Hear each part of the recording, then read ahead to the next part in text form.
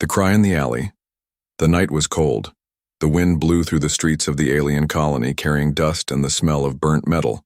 Lights flickered. Most buildings were dark. People were inside, hiding from the chill and trouble. But one man walked alone. His name was Carter, a human engineer working far from Earth. He liked peace, no trouble, no noise, just his tools, his small room, and his long walks after work. That night, something was different. As Carter passed an old alleyway, he heard something. A sound. Very soft, like a child crying. He stopped. "Hello?" he said, looking into the dark alley. No answer. Just more crying. Shaky, broken sobs. Carter stepped closer. "Is someone hurt?" he asked. Still no answer. But the crying grew louder, painful now. Carefully, Carter stepped into the alley. His boots crunched broken glass. He reached a corner where trash bins stood against a wall. That's when he saw him. A small alien boy, thin, dirty, his arms wrapped around his knees. He looked no older than 7. The boy looked up suddenly. His large purple eyes met Carter's. The human froze. The boy looked scared, ready to run. Carter slowly raised his hands. "It's okay," he said gently. "I won't hurt you." The boy wiped his nose with a shaky hand. "You human?" "Yes," Carter said. "My name is Carter. What's yours?" The boy didn't answer right away. He looked down again. "My name isn't important," he whispered. "No one helps us anyway." Carter frowned. "Us?" "My mother and me," the boy said. "She cries every night since my father left." A deep silence followed. Carter took a slow breath. "Where is your mother now?" "She's sick. She doesn't move much. I try to help, but no one gives me work. They just chase me away." The boy looked up again. His eyes were full of tears. "Please, human, help her." Carter stepped forward. "Take me to her." But as soon as he said it, the boy stood up fast. "No," he shouted. "They'll take her away. If they see a human near us, they'll think bad things." Carter raised his voice. "Wait." But the boy was already running. He vanished into the dark streets. Carter stood still, heart beating, fast. What just happened? Was it real? He looked back into the alley. No sign of the boy. No footsteps. Nothing but shadows and dust. But the crying still echoed in his ears. That night, Carter could not sleep. He lay on his bed staring at the ceiling. The boy's face wouldn't leave his mind. "She cries every night. What happened to the father? Why did no one help them?" Carter sat up and looked out the window. Somewhere in that dark colony, a sick mother and a sad boy were alone, hiding, starving, his hands tightened into fists. No one helped them, but maybe he could.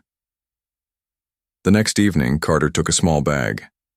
Inside were protein bars, some clean water, and a soft blanket. He also packed a small flashlight and bandages. He returned to the alley. No crying this time. No footsteps. Nothing. He waited quietly, in the shadows. Time passed. Cold wind blew again, but Carter didn't leave. Hours later, he saw a small figure move across the street, silent and fast. It was him, the boy. Carter stayed low. He didn't call out. He just watched.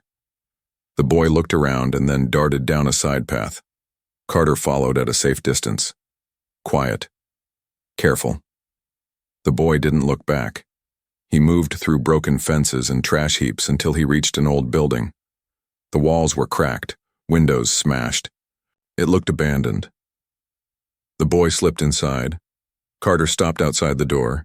He didn't go in. Instead, he placed the bag gently near the door and stepped back into the dark.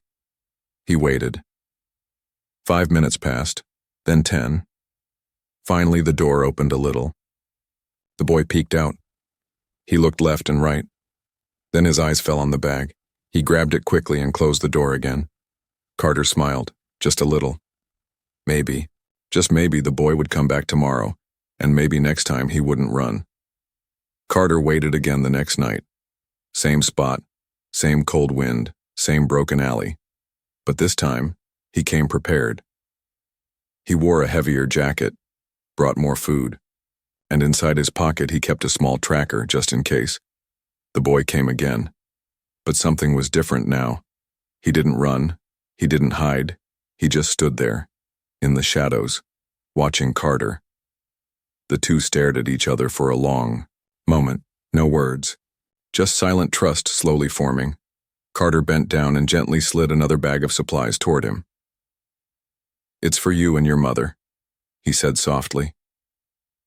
The boy didn't speak. He only looked at the bag, then at Carter, then slowly nodded, and then he did something Carter didn't expect. He whispered, "Follow me." The streets were quiet. Only the hum of broken lights filled the air. Carter followed closely. The boy walked fast, but not too fast. He was nervous, looking over his shoulder, watching every corner. They reached the same broken building as the night before. The boy stopped at the rusted door. "She's inside," he said.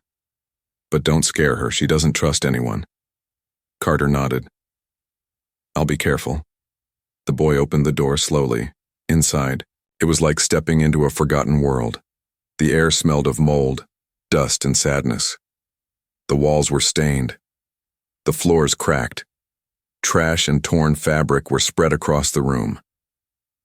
In the corner lay the alien woman. She was thin. Bones showed beneath her gray skin. Her eyes were closed, her breathing shallow. She didn't move even when they entered. "Mother," the boy said softly, "I brought someone." She didn't open her eyes, just whispered, "You shouldn't have." Carter stepped closer. He dropped to one knee beside her. "My name is Carter. I'm human. I brought some food and clean water." The woman opened her eyes slowly. They were tired eyes, eyes that had cried too long. "You'll bring trouble," she said weakly. "Humans don't help people like us." "I'm not like the others," Carter said gently. "I just want to help." The boy took the bag and opened it. He pulled out food bars, placed them near her, and helped her sit up a little. Carter looked around. There was barely anything here. A torn pillow, an old picture frame with a cracked image inside, a family photo, mother, child, and a man who must have been the father. "Where is he?" Carter asked quietly. The woman didn't answer at first. Then, with a trembling voice, she said, "They took him." Carter sat in silence as the woman ate. Her hands were shaking, but she didn't stop. "My husband worked at the fuel plant," she said slowly.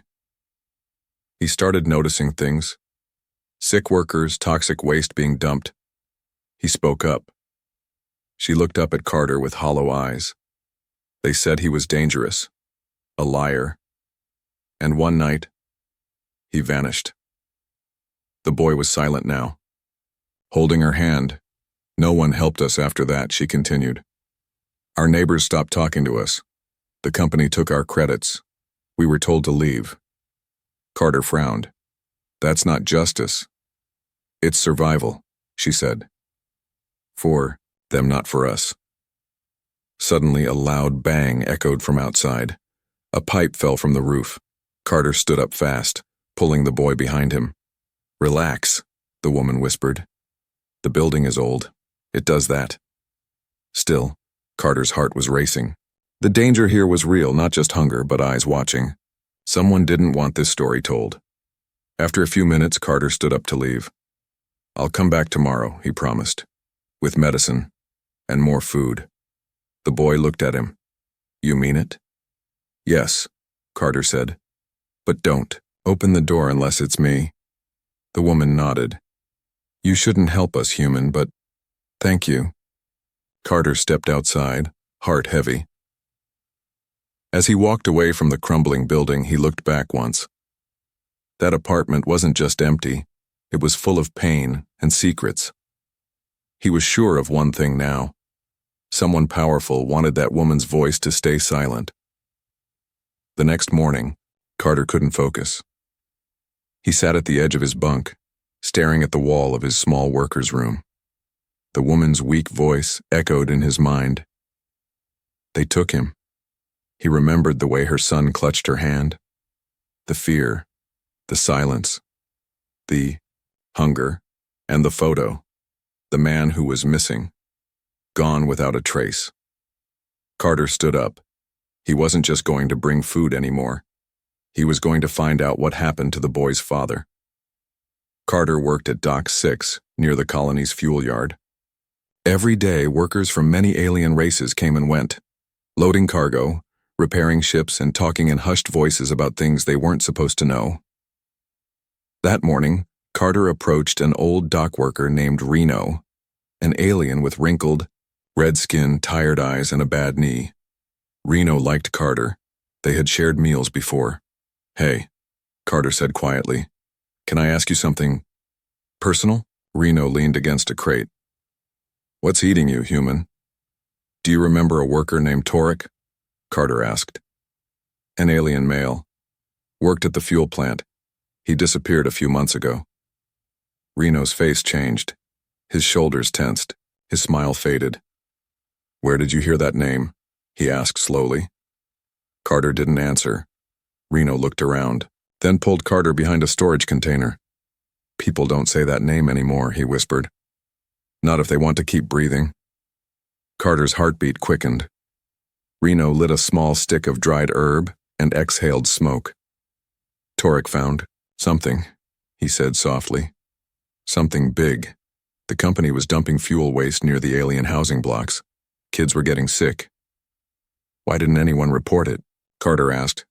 "He tried," Xeno said. "He went to the local authority. The next day, men in black suits came. Said he was under investigation. Then he vanished." "No arrest record?" Carter asked.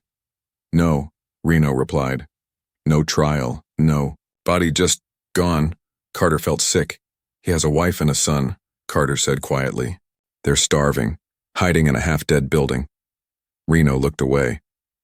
"That's why people stay quiet. That could be them next." Later that night, Carter returned to the building. The boy opened the door slowly this time. He didn't smile, but his eyes looked less afraid. "You came back," the boy said. "I said I would." Inside, the woman was awake. She looked better, still weak, but her eyes were clearer, her voice was stronger.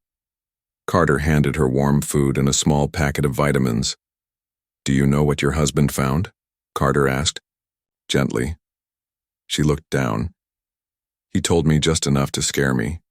He said they were hiding poison in the soil, burying it under the buildings where alien families lived. He had proof." "Where is it now?" Carter asked. She shook her head. "Gone. After they took him, everything was gone. Papers, drive files, even the clothes he wore." The boy spoke up. "But he left one thing. Under the floor." Carter turned.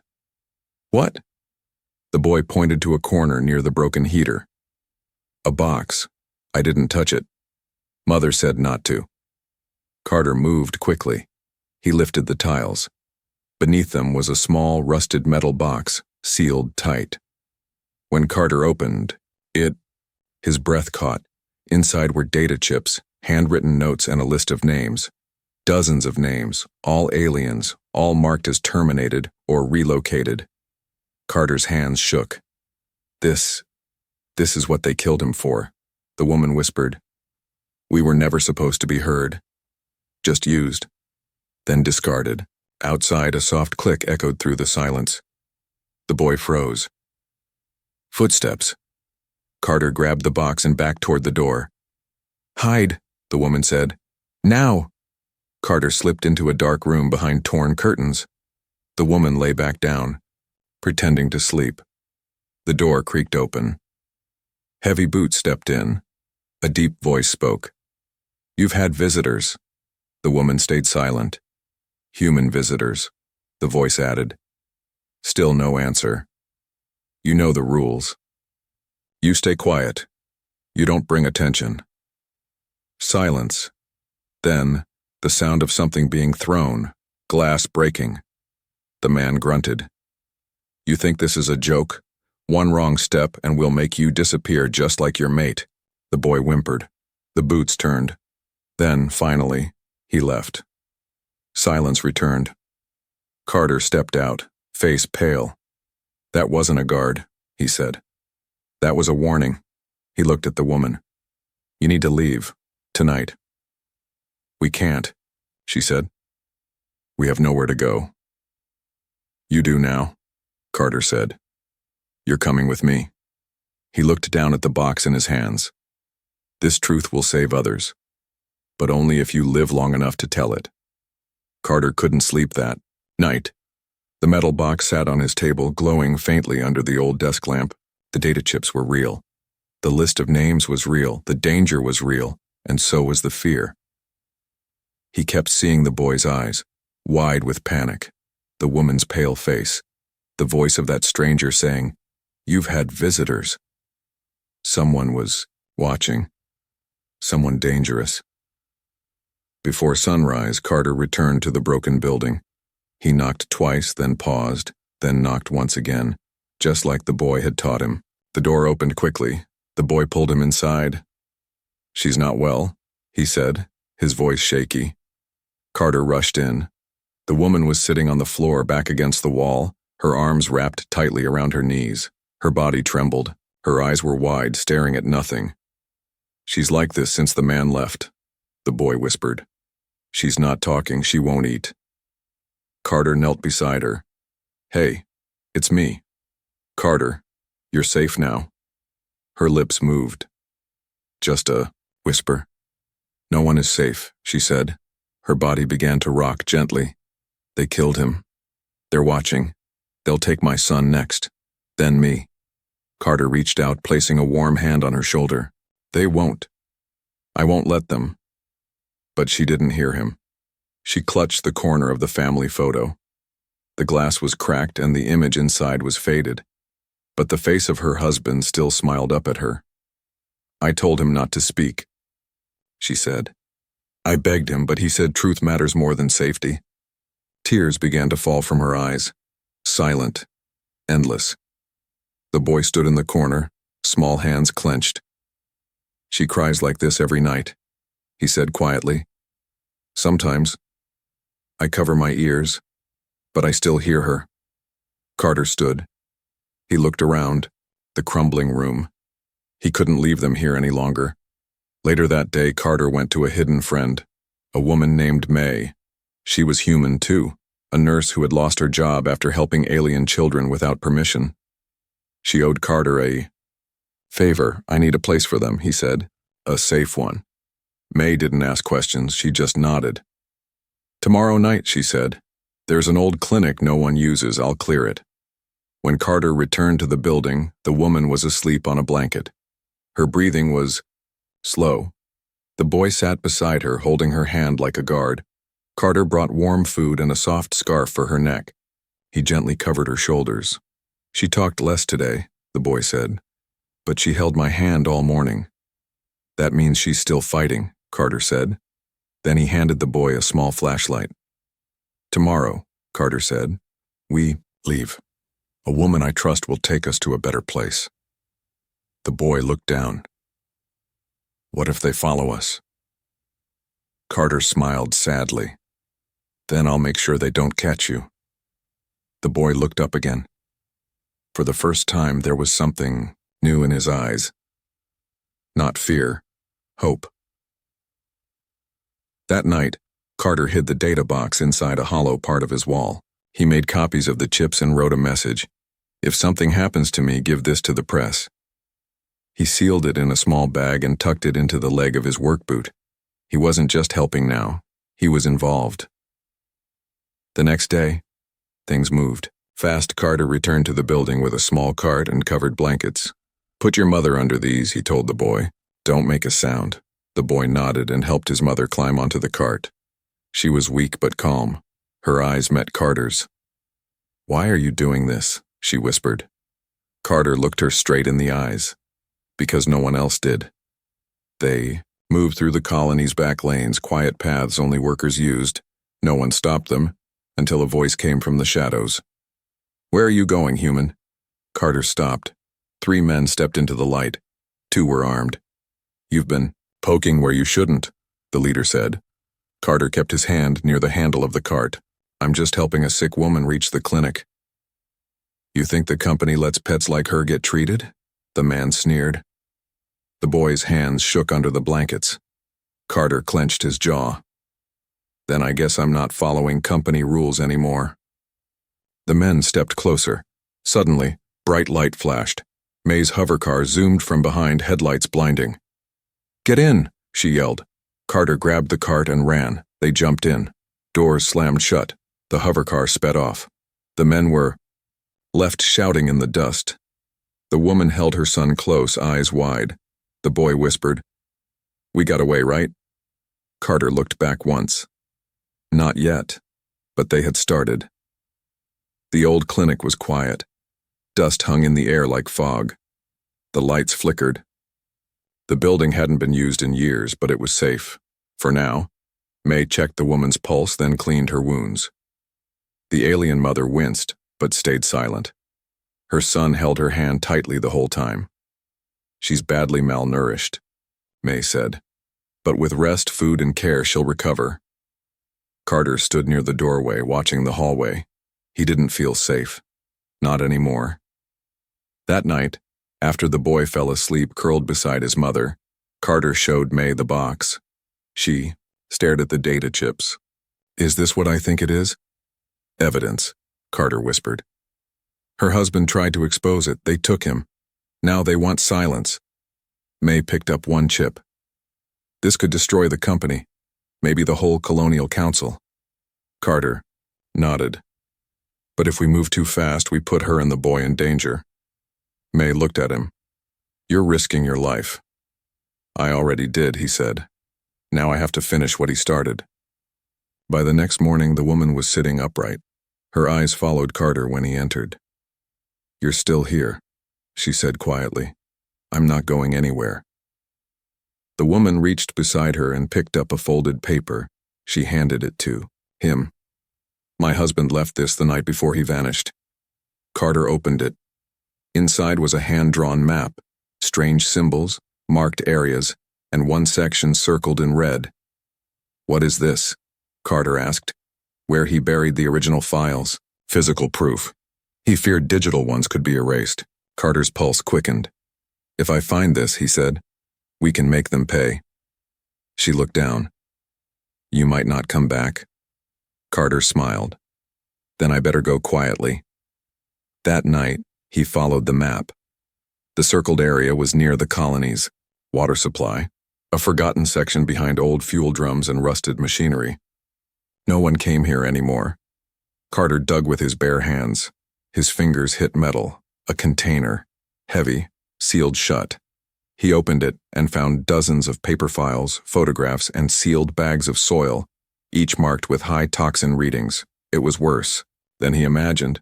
This wasn't just illegal, it was deadly. They had poisoned entire neighborhoods to save money. As he turned to leave, a shadow moved behind him. Carter froze. A man stepped out of the dark. Same voice as before. "You really don't listen, do you?" Carter dropped the box and raised his hands. "I just want to help a mother and her son." "You want to ruin everything," the man growled. "This colony runs on silence." Suddenly, another voice echoed from the shadows. "You move. And I shoot." May. She held a rifle steady. Behind her, 2 more figures appeared. Workers from the docks. Alien workers. One of them was Xeno. Carter smirked. "Looks like silence is ending." The man growled but lowered his weapon. Carter picked up the box. "We're done hiding." By morning, the data and physical proof were in the hands of a trusted reporter, one of the few humans who had defended alien rights. Within hours, secret files were leaked, names of those killed, pictures of poisoned homes, names of company, leaders who ordered it all. It spread like wildfire. By nightfall, protests broke out. Workers refused to return to the plants. Alien communities marched with signs, Human allies joined them. The council called an emergency meeting, but Carter didn't go to the protest. He sat beside the boy in the clinic. The alien mother was awake, her eyes full of tears, but not from pain. She looked at Carter and whispered, "You did it." Carter shook his head. "No, he did it." He pointed at the boy. His father started, I only finished it." Outside, people chanted for justice. Inside, the boy rested his head on Carter's arm. For the first time in weeks, they were safe. The colony was on fire with truth. News of the poison scandal had reached every corner. The company's name was in ruins. Human and alien workers walked out of factories. Protesters filled the streets, holding up signs with names of the dead. But Carter wasn't celebrating. He knew something most people didn't.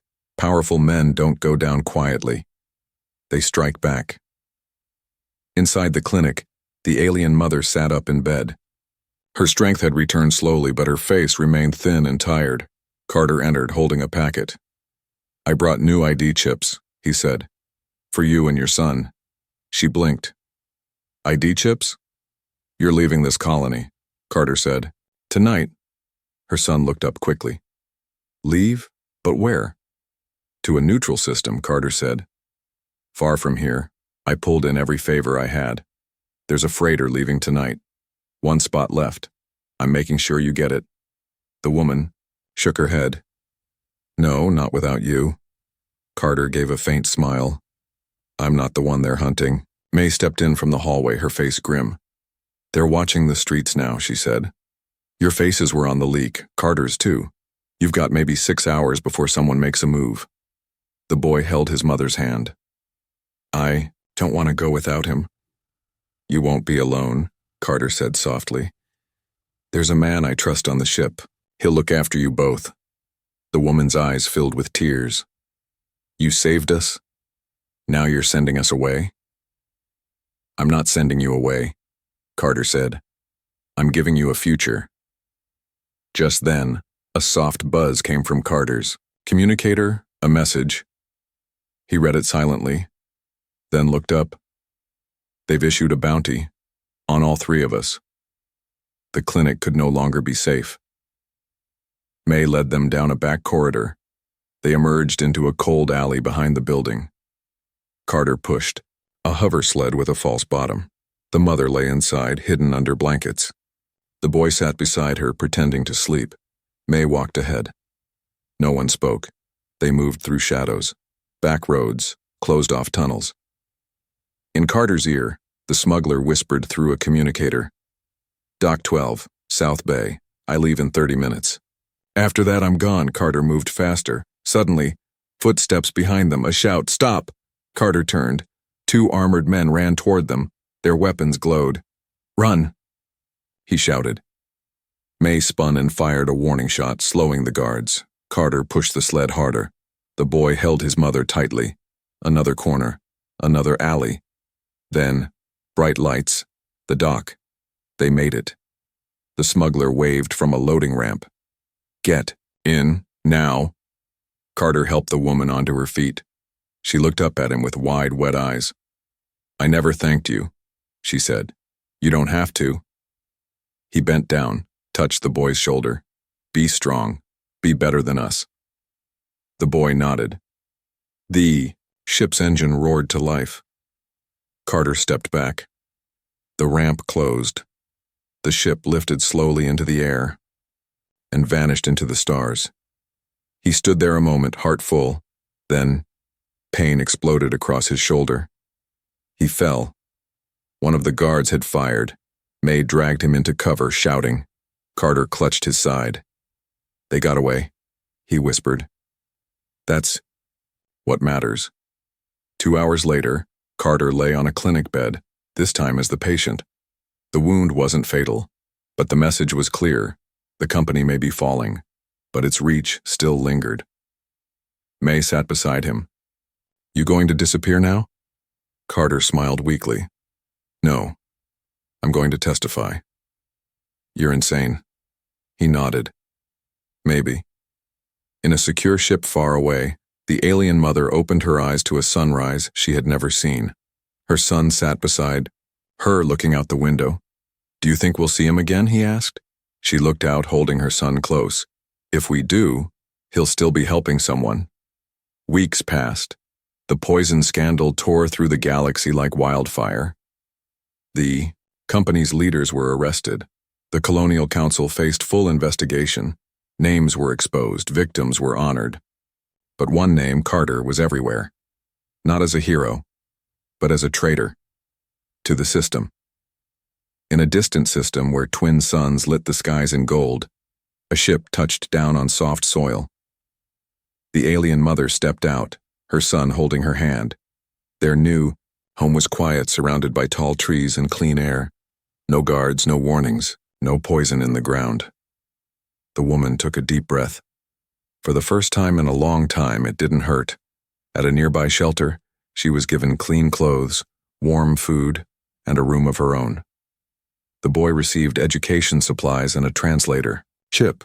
He could now understand human languages better than most adults, but every night he sat by the window looking at the stars. "Do you think he's okay?" he would ask. His mother always gave the same answer. "He didn't save us to die. He saved us to live." Back on the colony, Carter limped out of the courtroom. The trial had lasted 9 days. He had shown the files, the photos, the recordings. His wound was still healing, but his voice was strong. Reporters surrounded him. "You betrayed the company. Why? You risked your life for aliens. Why would a human do that?" Carter looked at the cameras and said only one thing. Because no one else would. He was offered a way off-world, a safe place, a quiet life. But Carter stayed. He visited the homes that were cleaned of poison. He stood beside the families who had lost everything. He rebuilt. Not as a savior, but as a worker. One brick, one wall, one home at a time. Months later, the boy wrote a message. He sealed it in a capsule and sent it through a neutral courier route, hoping it would find the man who changed everything. "Dear Carter, I planted flowers outside our new home. My mother smiles now. Every morning she thanks the suns. We eat together, we laugh. I don't cry at night anymore. You saved her. And me. When I grow up, I want to be like you. I don't know if this letter will reach you, but if it does, we remember you. We always will." Carter received the letter months later. He didn't cry, but he read it twice. Then he folded it neatly and placed it in the inner pocket of his jacket, close to his heart. One day, as Carter repaired a community water unit, a young girl tapped his arm. "Are you the man who helped the alien mother?" she asked, her eyes wide. Carter looked at her, wiping grease from his fingers. "I helped a family," he said. "That's all." The girl smiled. "Then you helped the galaxy." And so the story spread. Not of a soldier, not of a rich man, not of a king, but of a mechanic who stopped to listen to a crying child in an alley and never walked away. The end. Thank you for reading the full 7-part HFY Sci-Fi story. Human, no one is helping my mother. She cries every night. Since my father left,